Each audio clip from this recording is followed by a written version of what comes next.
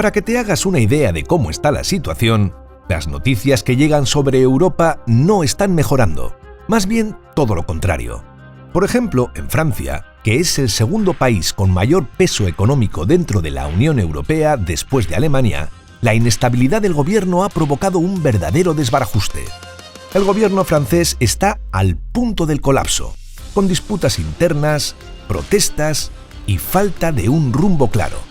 Esta tensión política en Francia no es un caso aislado, sino que refleja lo que está pasando en varias partes de Europa, donde la gente siente que las cosas no van bien y que las viejas fórmulas ya no sirven. En diciembre, la situación política de Francia mostró, una vez más, cómo los problemas internos de un país europeo pueden ser un espejo de las tensiones que hay en todo el continente. Al mismo tiempo, Alemania, que es la economía más grande de Europa, también está sintiendo la presión. En este caso, los trabajadores de Volkswagen, una empresa alemana muy conocida que fabrica coches y que es una de las más importantes del mundo en su sector, se han puesto en huelga. En este panorama tan complicado, el presidente francés llegó a decir algo que resume muy bien el problema. En los siguientes 2 o 3 años, si seguimos con la agenda clásica, estaremos fuera del mercado. No tengo dudas. So just if in the 2 to 3 years to come, if we follow our classical agenda, we will be out of the market. I have no doubt. Cuando Macron habla de la agencia clásica, se refiere a la forma tradicional de hacer las cosas que funcionaba hace décadas, pero que ya no encaja con el mundo de hoy. Europa sigue confiando en sus viejas fábricas con maquinaria anticuada y no se moderniza, mientras otros países utilizan robots y software más ágiles. Además, mantienen la idea de que industrias tradicionales como el acero o los coches seguirán generando empleo e ingresos sin adaptarse a nuevas tecnologías. Mientras en otras partes del mundo surgen nuevas empresas digitales y productos innovadores gracias a la investigación y el desarrollo tecnológico, Europa intenta avanzar con costumbres que ya no rinden como antes. Esto significa que Europa podría quedar fuera del mercado frente a economías como Estados Unidos o China, que avanzan rápido y se adaptan a los nuevos tiempos. De hecho, no tiene duda de que la economía de la Unión Europea no está ahora mismo luchando por no quedarse atrás, sino directamente por sobrevivir. Estados Unidos y China están avanzando a toda máquina, mientras que Europa está intentando no perder la carrera. Esto no significa que Europa no haya sido fuerte en el pasado. Durante las últimas 2 décadas, la economía europea ha crecido a una velocidad parecida a la de Estados Unidos. Para que entiendas el nivel de crecimiento de Europa en ese tiempo, piensa que cada año se han estado generando 3 billones de euros para sus arcas. Eso es una cantidad de dinero equivalente a todo lo que produce Francia en un año. Es un montón de riqueza que se añadía de forma rutinaria al total europeo. Pero ahora Europa necesita adaptarse a la era digital, lo que significa que necesita empresas tecnológicas muy potentes que puedan competir cara a cara con las grandes compañías de Estados Unidos y China. Si Europa no consigue tener empresas con el mismo empuje que gigantes como Google o Apple en Estados Unidos, o que Alibaba o Huawei en China, se queda sin escudo para defenderse en un escenario internacional cada vez más duro. La situación actual es muy tensa, no solo para Europa, sino para todo el mundo. Por un lado está la situación complicada en Ucrania. Por otro lado hay problemas en Oriente Medio, otra zona con inestabilidad y guerra. Además, la etapa de Donald Trump en Estados Unidos dejó a Europa con la sensación de que en cualquier momento podían aparecer aranceles inesperados, que son impuestos a los productos que Europa compra a Estados Unidos. Desde Estados Unidos se lanzaban ideas que podían impedir que los productos europeos se vendieran con facilidad en el mercado estadounidense. Por ejemplo, se hablaba de poner impuestos muy altos a los coches europeos o de aplicar trabas para que el queso y el vino de Europa dejaran de ser tan accesibles en las tiendas de Estados Unidos. Además, se amenazaba con romper aquellos pactos comerciales que hasta entonces habían permitido que las mercancías europeas entraran sin problemas en el mercado norteamericano. Por su parte, China, que hoy en día invierte una cantidad inmensa de dinero en nuevas tecnologías, cierra acuerdos con países de África y Asia, construye trenes de alta velocidad en tiempo récord y desarrolla microchips avanzados. Esto significa que Europa se encuentra entre el recuerdo de un socio que no fue de fiar en su momento y otro gigante económico que está decidiendo invertir en otros países. Todo esto indica que el mundo está pasando por un momento con muchos frentes abiertos, y Europa se encuentra justo en el medio de todo ello, intentando encontrar su sitio.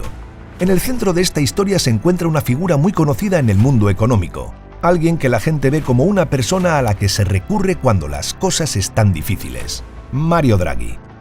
Es un economista muy respetado, expresidente del Banco Central Europeo, y lideró Italia durante la pandemia, estabilizando la economía y ayudando a quienes más lo necesitaban.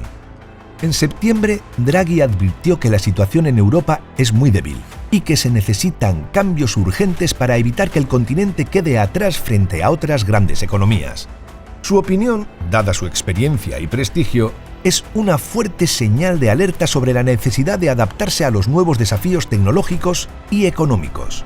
Según el informe que Draghi entregó hace poco, la Unión Europea está en riesgo sin un gran gasto y una deuda conjunta. Según él, para no quedar rezagada, Europa necesita invertir cientos de miles de millones de euros adicionales cada año. Esto significa poner una cantidad enorme de dinero en investigación, desarrollo, educación y crear condiciones que permitan a las empresas crecer, modernizarse y competir a nivel global. Si Europa no hace esto, podría perder el paso frente a Estados Unidos y China, y en el largo plazo también su posición en el mundo. De hecho, si Europa se mantiene en la ruta actual sin grandes cambios, se calcula que para el año 2050 su economía podría representar menos de 1/10 parte de la economía mundial. Esto es muy poco, sobre todo teniendo en cuenta que Europa ha sido uno de los polos económicos más fuertes del planeta. Si Europa llega a tener un peso más pequeño en la economía mundial, su voz tendrá menos fuerza cuando se discutan las normas que afectan a todos. Por ejemplo, si en un futuro se sientan a la mesa varios países para decidir cómo van a regular la venta de teléfonos móviles, la protección de datos en Internet o el reparto de la producción de medicamentos, las propuestas europeas podrían pasar a un segundo plano. Si su economía no pinta mucho en el conjunto mundial, otros países con más poder económico decidirán las reglas. Para mejorar esta situación, una de las claves es aumentar la productividad. Cuando hablamos de productividad, nos referimos a la capacidad de producir más valor con el mismo esfuerzo. No significa que la gente tenga que trabajar más horas o hacerlo de forma más dura, sino que las herramientas, las tecnologías y las organizaciones estén diseñadas de tal forma que, con el mismo tiempo y la misma energía, se puedan crear más cosas valiosas. Por ejemplo, si antes una persona podía fabricar 10 productos al día y ahora gracias a máquinas o a una mejor organización fabrica 15, entonces su productividad aumentó sin que la persona tuviera que esforzarse más. Para entender lo difícil que es este momento, pensemos en una industria muy conocida de Europa, una que existe desde hace siglos y que representa una parte de su identidad económica y cultural: el negocio de las aceitunas en Italia. Este sector mueve miles de millones de euros. Ahora, el gobierno italiano, encabezado por la primera ministra Giorgia Meloni, quiere que esta situación no solo mantenga su peso, sino que además crezca lo suficiente como para ayudar a recortar la enorme cantidad de deuda que arrastra Italia. Para favorecer la industria, los productores de aceite de oliva en Italia han recibido decenas de millones de euros de la Unión Europea, que han empleado en modernizar su maquinaria y mejorar la eficiencia. Sin embargo, por muy apreciadas que sean las aceitunas y su aceite, su cultivo no es tan potente en términos de productividad como para meterse de lleno en áreas de más empuje tecnológico. La razón es que, por mucho que modernices la maquinaria, el aceite no puede competir en rentabilidad con sectores que mueven cantidades enormes de dinero y cambian el mundo con sus inventos, como la fabricación de semiconductores, los chips que hacen que nuestros teléfonos, ordenadores y todo tipo de aparatos electrónicos funcionen, o los paneles de energía solar, que permiten generar electricidad sin quemar combustibles tradicionales. Y Estados Unidos y China llevan años apostando fuerte por estos campos. El problema es que Europa no ha tomado estos inventos punteros como la inteligencia artificial y no los ha incorporado en su día a día con la misma energía que ellos. Si Europa no extiende estas innovaciones por todos los rincones de su economía, si no logra que las empresas europeas las usen para producir más y mejor, se queda rezagada. Al quedarse atrás, Europa se vuelve más pobre en comparación con lugares que avanzan más rápido y no consigue mantener el ritmo. Este rezago tiene un coste enorme. Un estudio muestra que, al no haber logrado la misma productividad que Estados Unidos, la economía de la Unión Europea es un 18% más pequeña de lo que podría haber sido si hubiera seguido el mismo camino que los estadounidenses. Ese 18% menos es una cantidad gigantesca, unos 3 billones de euros que Europa deja de ganar cada año. ¿De dónde viene este problema? Una de las razones es que la Unión Europea, aunque ha invertido dinero en estímulos y programas después de la pandemia, no ha conseguido transformar esas innovaciones en nuevos negocios competitivos. Además, Europa no ha logrado crear gigantes tecnológicos, es decir, empresas del tamaño de Google, Apple o Amazon en Estados Unidos, o de gigantes chinos como Alibaba o Tencent. Si no hay compañías capaces de dominar el mercado digital y de tecnología, la economía se queda sin uno de los motores más potentes del crecimiento actual. Otra razón es la falta de grandes mercados de capital internos que permitan a las empresas europeas crecer con facilidad. Esto significa que en Europa hay menos lugares donde las compañías tecnológicas puedan obtener el dinero que necesitan para dar el salto a lo grande. En Estados Unidos, las empresas jóvenes con buenas ideas pueden acudir a inversores y a grandes mercados financieros para hacerse con los fondos necesarios y convertirse en marcas mundiales. En Europa eso no ha ocurrido con tanta frecuencia. Además, la regulación, que son las normas que ponen los gobiernos para que todo se mantenga en cierto orden, es un asunto que en Europa se toma muy en serio. En Bruselas, la capital política de la Unión Europea, se cree que las normas europeas pueden servir de modelo para el resto del mundo. Pero si combinas una regulación que a veces frena la llegada de nuevas ideas, con la dificultad para conseguir grandes inversiones, resulta más difícil estimular el crecimiento. El resultado es que Europa se queda atrás mientras en Estados Unidos y China florecen compañías digitales enormes. Y no estamos hablando de cantidades pequeñas, sino de miles de millones y hasta de billones. Si sumáramos el valor de las empresas tecnológicas más grandes de Estados Unidos en los últimos años y las tratáramos como si fueran un país, tendrían la tercera economía más grande del mundo, después de Estados Unidos y China. Eso da una idea de la magnitud de la desventaja europea.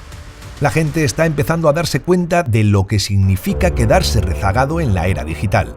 No solo es cuestión de tener menos dinero, es también que la tecnología digital se está metiendo en todos los sectores. Por ejemplo, miremos a Alemania, el corazón de la industria automovilística europea y una de las economías más fuertes del continente.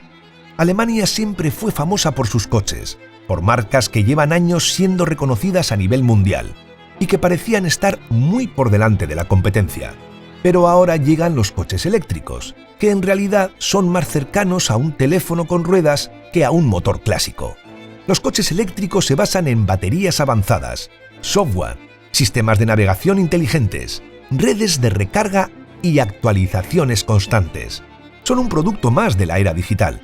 Mientras Europa seguía confiando en la construcción tradicional de automóviles, una empresa joven de Estados Unidos llamada Tesla irrumpió en el mercado con coches eléctricos que se actualizan como si fueran un móvil, ofrecen mejoras a través de Internet y apuestan por la energía limpia. Al mismo tiempo, China también está metiendo mucha prisa en el desarrollo de coches eléctricos y otras tecnologías. Volkswagen, que es el mayor fabricante de automóviles de Europa y un símbolo de la industria alemana, se ha visto descolocada por esta transformación. En 2021 la empresa alcanzó su valor más alto, pero desde entonces sus acciones no han dejado de caer.